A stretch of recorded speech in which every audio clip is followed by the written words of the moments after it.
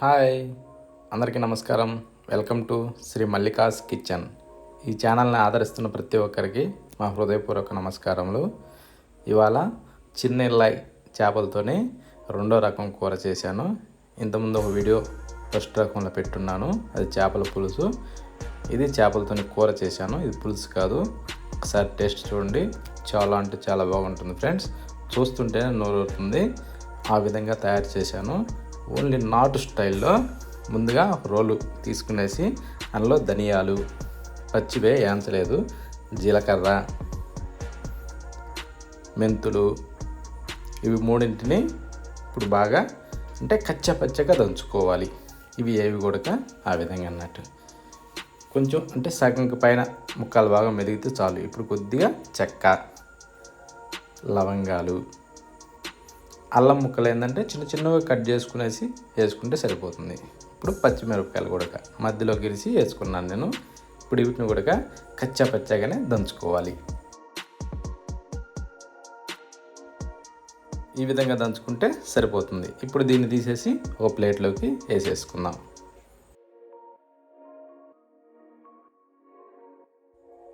తరువాత అదే రోట్లోనే సన్నగా తరుక్కున్న ఉల్లిపాయలు, అంటే పొట్టు తీయాల, వెల్లుల్లికి అంటే తెల్లబాయలకి పొట్టు తీసి వేసుకోవాలి.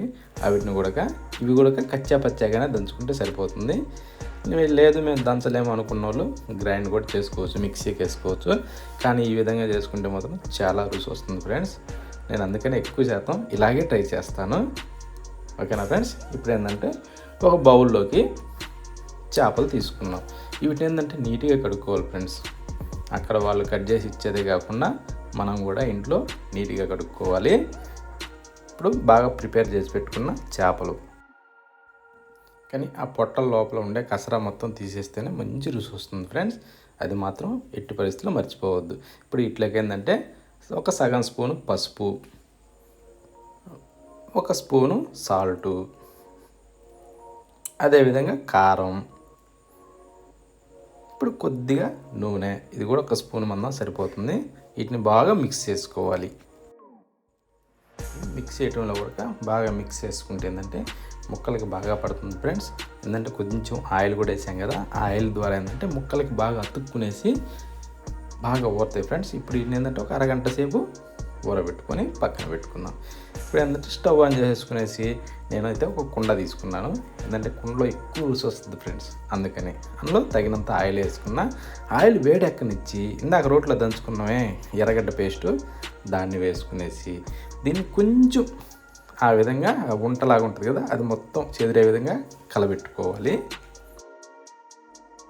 కలబెట్టుకునేసి కొంచెం అలా వాడనిచ్చి తర్వాత వెంటనే పచ్చిమిరపకాయలు అది కూడా రోట్లో దంచుకున్నాం కదా, పచ్చిమిరపకాయలు, అల్లం ముక్కలు ఇవన్నీ వేసి దంచాం కదా, దాన్ని కూడా ఆ పేస్ట్ కూడా వేసుకునేసి దీన్ని కూడా ఏంటంటే బాగా మిక్స్ చేసుకునేసి, ఇవన్నీ పచ్చివి కాబట్టి కొంచెం సేపు బాగా వాడనివ్వాలి, బాగా ఫ్రై కావాలి. ఎందుకంటే అవన్నీ పచ్చివి కదా, ఎంత బాగా ఫ్రై అయితే అంత మంచి రుచి వస్తుంది ఫ్రెండ్స్. ఇప్పుడు కరివేపాకు కూడా వేసుకుందాం. ఓకేనా ఫ్రెండ్స్. ముందుగా వేస్తే ఏంటంటే కరివేపాకు బాగా నలుపు అవుతుంది, అందుకనేసి తర్వాత వేస్తే మంచి రుచి వస్తుంది ఫ్రెండ్స్. ఇప్పుడు సన్నగా తరుక్కున్న టమోటాలు, వీటిని కూడా కొంచెం అటు ఇటు అనుకునేసి వాటిలో మిక్స్ అయ్యే విధంగా అడుగు మాడకుండా చూసుకోవాలి.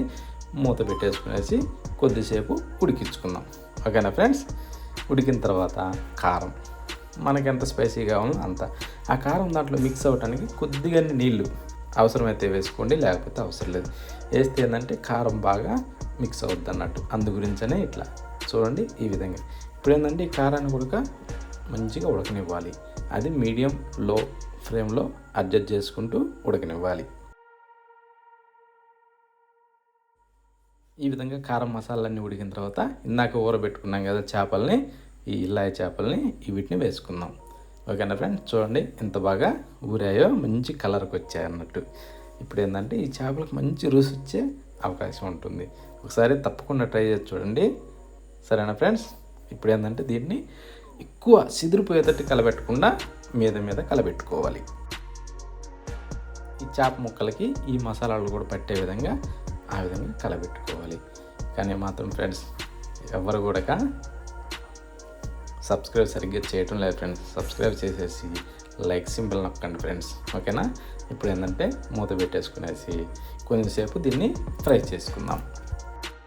ఇప్పుడు ఏంటంటే మనకి ఎన్ని అవసరం అన్ని నీళ్ళు పోసుకుందాం.